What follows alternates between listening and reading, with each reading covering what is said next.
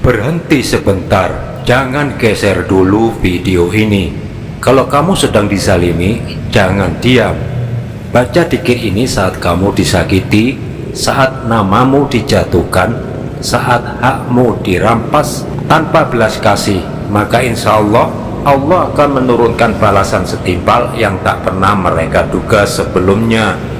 Ini bukan sekedar rangkaian kata, ini adalah bisikan pengaduan seorang hamba ketika tak ada lagi tempat bersandar selain kepada Allah.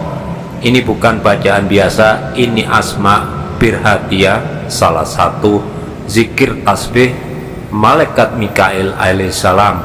Juga pernah menjadi wirid istiqomah Sayyidina Asif bin Barqiyah, sepupu Nabi Sulaiman alaihissalam, yang namanya diabadikan dalam Al-Quran sebagai sosok soleh yang mampu memindahkan singgahsana Ratu Bilqis hanya dalam sekejap. Dan ingat baik-baik, doa orang yang terzalimi tidak pernah terhalang di sisinya. Tidak ada air mata yang jatuh sia-sia. Orang yang menyakitimu mungkin tersenyum hari ini, merasa aman, merasa tak tersentuh, tetapi Allah tidak pernah lalai. Ketika langit telah menjadi saksi, balasannya hanyalah soal waktu. Sebentar lagi saya akan bacakan dzikirnya. Tenangkan hatimu, tundukkan egomu, dan serahkan semuanya kepada Allah Subhanahu wa Ta'ala.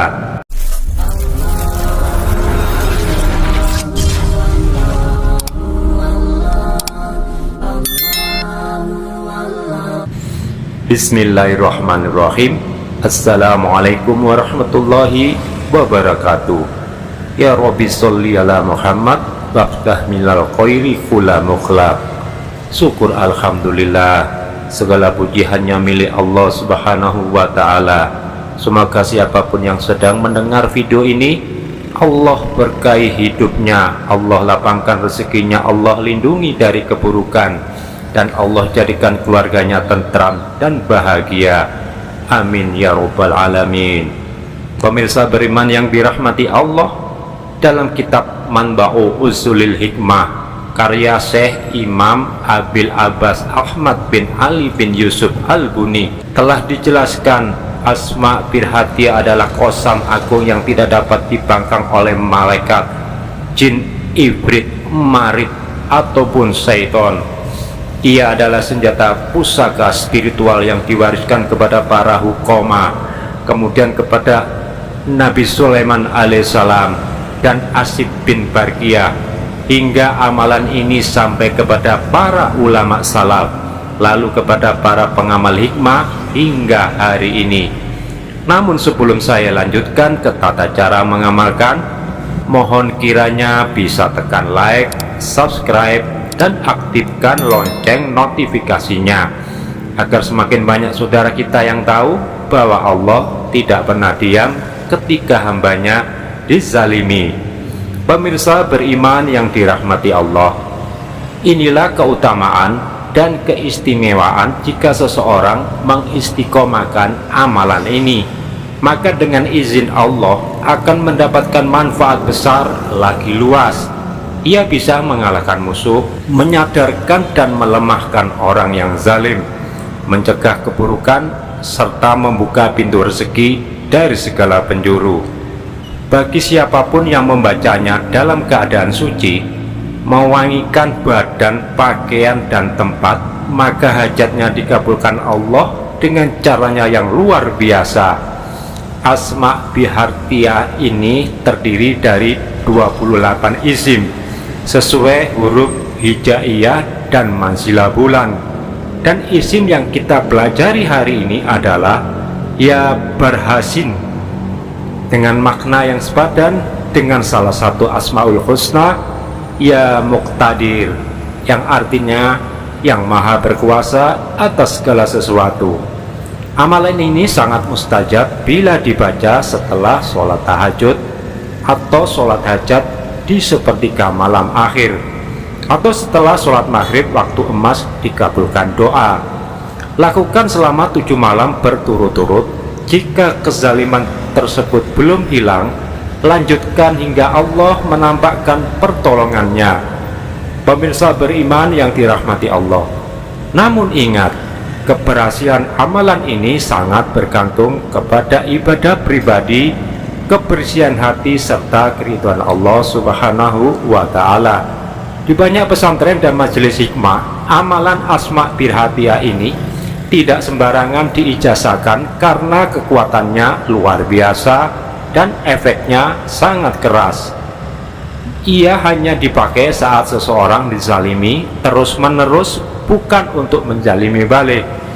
Dalam kitab tersebut, Syekh Imam Abil Abbas Ahmad bin Ali bin Yusuf Al-Buni menerangkan bahwa barang siapa yang membaca Ya Barhashin sebanyak 111 kali ditujukan kepada orang yang salim kepadanya, kemudian dia membaca doanya, maka sebelum sampai 3 hari orang salim tersebut akan terkena balasan Allah dengan cara yang sangat pedih sesuai kehendak dan keadilannya.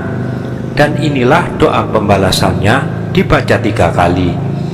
Tawakkaltu Allahi wa kafa billahi wakila ya kudama hadal ismi intakimu fi sifati illa.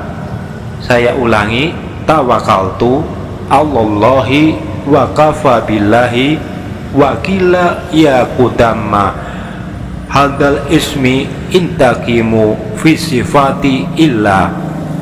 Tawakkaltu Allahi wa kafa billahi wakila ya kudama hadal ismi intakimu fi sifati illa.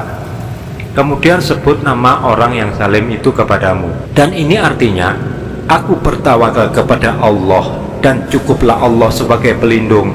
Limpahkanlah penjagaanmu atas nama ini dan berikanlah pembalasan atas diri. Sebut nama orang yang salim tadi. Pemirsa beriman yang dirahmati Allah, gunakan amalan ini dengan adab, hanya untuk membela diri ketika engkau disalimi tanpa henti.